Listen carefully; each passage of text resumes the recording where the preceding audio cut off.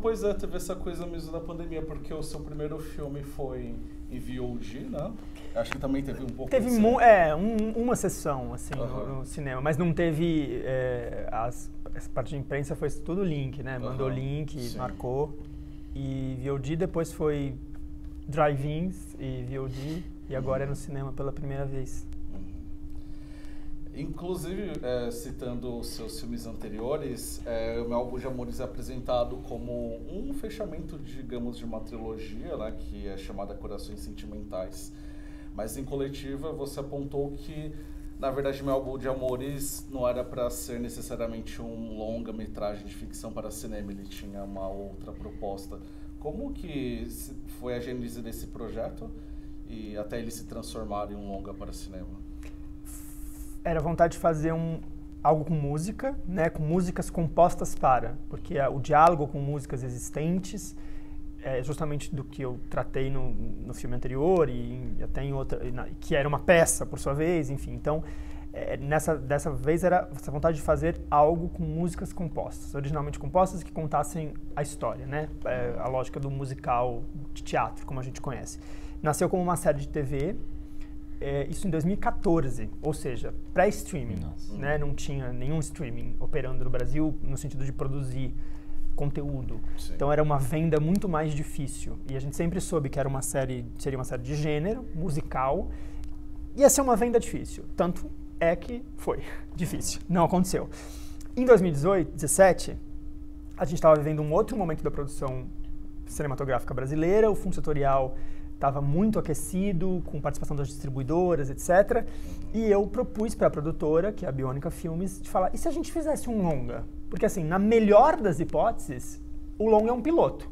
Um maravilhoso piloto para uma série, assim, maravilhoso no sentido de dizer, ilustra tudo o que a gente quer, para uma série vindoura.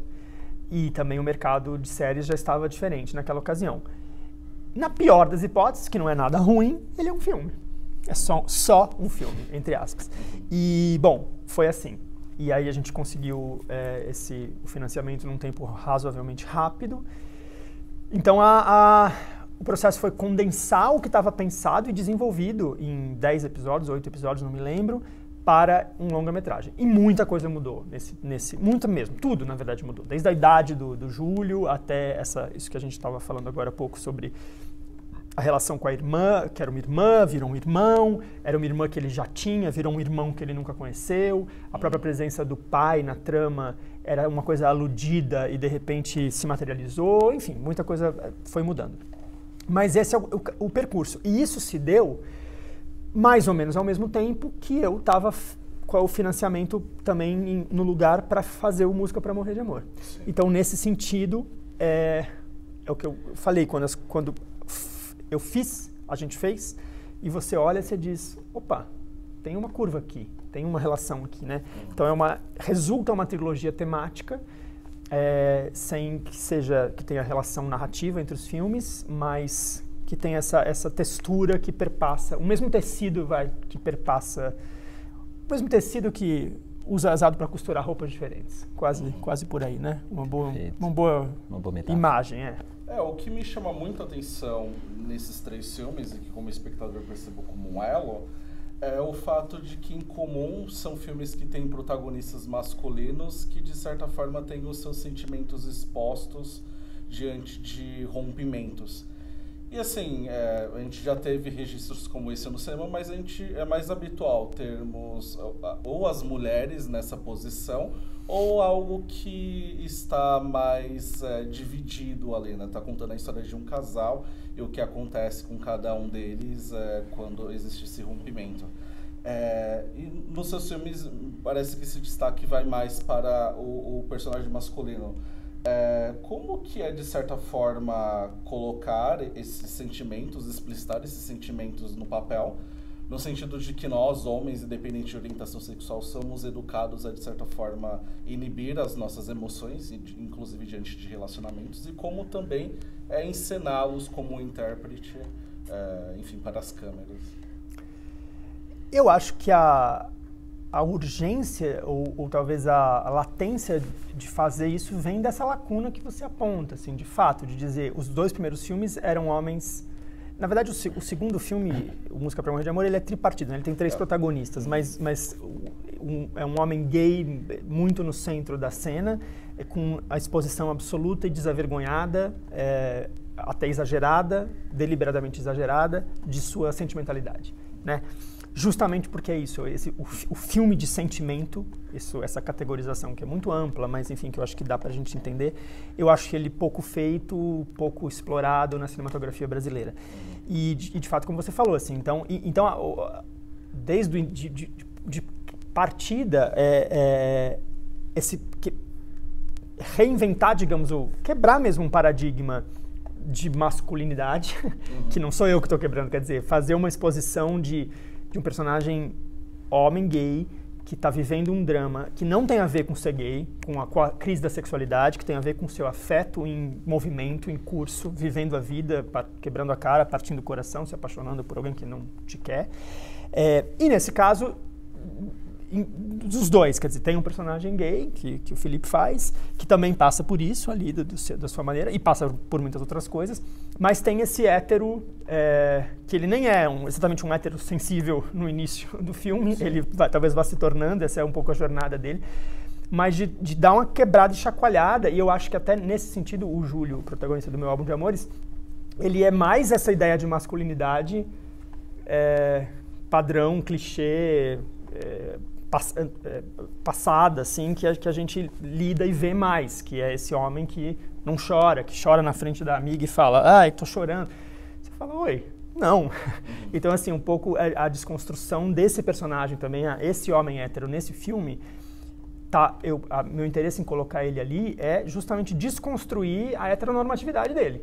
E esse enquadramento careta que o Júlio, e estratificado que o Júlio tem, enfim, e o filme as circunstâncias vão quebrando.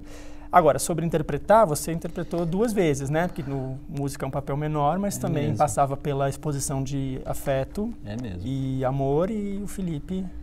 É mesmo, e eu gostei muito da sua pergunta, porque acho que é a primeira vez que a gente toca nesse ponto nas respostas, né, da masculinidade, assim. Não sei, eu acho que o que eu posso falar no caso do álbum é que o Felipe do filme é um Felipe muito mais trabalhado emocionalmente, eu acho, do que eu sou na vida, assim, muito mais com inteligência emocional, né, falando disso que o Rafa faz e fala tão bem, né, das inteligências emocionais, das sentimentalidades. Eu acho que ele é um cara que está muito mais jogado aí, muito mais disposto a mergulhar, a lidar quando a gente tem uma queda dura, do que eu na minha vida, assim. Então eu acho que, fazendo esse paralelo, não sei, eu achei ele mais... O trabalho foi muito em cima disso, sabe? De me pensar como se eu fosse essa pessoa que já tivesse aí uns 10, 15 anos de análise que eu não tenho na minha vida, mas que, enfim, por algum motivo ele realmente tem essa inteligência mais elaborada, eu acho. Aquela particularidade do personagem que ele tem de falar acelerado sempre quando ele é colocado numa situação conflitante, assim, emocionalmente falando, foi algo que você trouxe ou que o Rafael já inseriu no texto? O Rafael trouxe, mas isso foi sempre um ponto que a gente trabalhou muito em sala de ensaio, né? Esse lado dele. Você quer falar um pouco sobre isso? É que roteiro é sempre um truque, né? Roteiro é sempre um truque. O roteiro é uma planta baixa, então é quase como se a gente pensar no teatro, o roteiro é quase o que está atrás da cortina na engrenagem para a coisa acontecer diante do público, assim. Então tinha uma coisa de assim, eu lembro disso porque o Felipe tinha que se apresentar para o Júlio, ele tinha que dar muita informação. Essa cena, ela era muito expositiva. Aí bota, né, tudo na conta, então, de quem? Aí você, não, então, da personalidade do personagem. Então você fala, nossa, mas como que ele vai fazer essa cena? O Felipe, não o Felipe ator, como que o Felipe, ainda no roteiro, né? O Felipe tem que falar isso tudo, dar esse contexto, explicar pra ele por que ele tá ali, valendo. E ao mesmo tempo, isso tem que ser meio divertido, né? Tem que ser meio dinâmico, tem que ser meio... E aí eu falei, bom, o personagem tem uma coisa dele, vamos fazer ele falar rápido. Ele vai falar rápido, isso vai reagir, o irmão vai dizer, quê? O Júlio tem um pouco a sensação que o público tem, eu acho. Ele fica assim, hã? O que você tá falando, cara? Peraí. E aí, uma vez que isso foi posto nessa cena, né, fala assim, então isso vira um traço de personalidade, então vamos usar de novo, né? Sim, mas a gente ensaiou muito essa cena do encontro. Foi a cena mais ensaiada, eu acho, né? Inclusive, eu lembro de vocês fazerem na tela exatamente a marcação que a gente fazia na sala de ensaio. Falar, aqui é a porta, aqui não sei o quê, esse seu afastamento, ela é muito milimetricamente ensaiada. É mesmo. Porque ela era muito difícil, para você em especial, eu acho. Muito difícil, e a gente filmou na minha última cena do filme. A última cena do filme. Do filme. Foi a última filmada. Gente, verdade. Exato. Verdade. Uma última questão, ela tem relação com o aspecto musical do filme. Eu quero perguntar primeiro ao Felipe se... quando eu fiz as entrevistas com o elenco do Música para um Beijo de Amor, que foi o Caio e a Mayara, eles me falaram que foi importante para eles. Eu não me recordo se foi uma playlist que o Rafael criou e compartilhou, ou se eles criaram uma playlist para compor aqueles personagens. Eu me pergunto se aqui em Mel de Amores isso aconteceu com você. E ao Rafael também da questão musical, eu quero saber se você tem interesse em projetos futuros continuar investindo nesse gênero, mas até naquele musical no sentido mais tradicional do gênero, que são os de diálogos cantados, que eu penso ser uma lacuna, inclusive, em termos de cinematografia brasileira, né? Olha, com relação a isso, eu acho que eu estava ali num ambiente que eu estava regado enfim, de todas as coisas que poderiam me sustentar para que pudéssemos convergir musicalmente, assim. Então, a própria presença do Gabriel, eu tenho uma história de amizade com ele que vem muito dos trabalhos com a música, não com a música propriamente dita, mas enfim, as coisas que a gente fez no teatro ou a nossa própria relação na vida é costurada pela música. A minha relação com o Rafael e a relação dele com a vida também acho que é costurada pela música, então as nossas conversas eram sempre muito...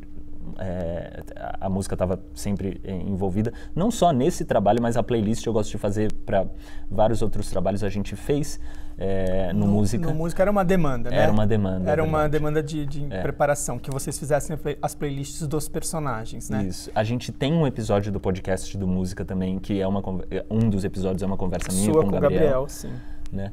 E lá não foi diferente. Eu lembro que nos ensaios, eu e o Gabi, a gente, enfim, muito pelo nosso interesse, mas a gente ficava também tocando coisas e cantando coisas ali que nos interessavam, mas que também poderiam ser, enfim, nesse trabalho de costurar tudo para dentro, né, tudo para o filme, poderiam ser material imaginativo e que nos alimentasse ali para a história que a gente estava contando, no sentido de que, por exemplo, quando a gente tava, eu lembro muito bem que a gente estava viciado em Sá Rodrigues e Guarabira. Então a gente ficava tocando muito isso no ensaio, esse rock rural e tal. Então eu me lembro de projetar, assim, fazer uma projeção extra de talvez eles pudessem tocar esse tipo de repertório se essa dupla saísse em turnê, né, nesse pós-filme. Sim, a minha resposta é sim. Eu tenho vontade de continuar fazendo coisas com musical. Eu tenho vontade de fazer um filme musical como Tic Tic Boom ou In the Heights, vejo aquilo e fico com inveja. Eu falo, queria fazer também. Nunca vamos ter esse orçamento, mas tudo bem, dá para fazer de outro jeito. Mas eu acho que isso vai acontecer antes no teatro, porque é mais fácil, é mais viável até economicamente. Assim, eu tenho um projeto de um musical para teatro com músicas inéditas, que é com o Gabriel Leone, inclusive, e talvez isso vire um filme, ou talvez isso, enfim, só fomente, assim, essa vontade, esse desejo, e até a habilidade mesmo, né, de escrever um roteiro que dê conta disso, porque não acho dificílimo, a verdade é essa, né, acho muito difícil. Justamente porque a gente não tem a tradição no Brasil desses filmes, mas não só pensando no que o público vai ou não gostar, ou vai ou não absorver, porque eu acho que é difícil mesmo fazer assim, né? E tem muitas maneiras. É um musical, é um filme que tem músicas que, sei lá, a gente tem o Ópera do Malandro, né? Foi feito um filme que é isso, ele tem, não é operístico, o tempo inteiro musicado. Como isso se dá? Enfim, é complicado. Mas eu tenho vontade. Senhores, obrigado pela disponibilidade, sucesso com o filme e até uma próxima. Muito obrigado. Obrigado. Valeu.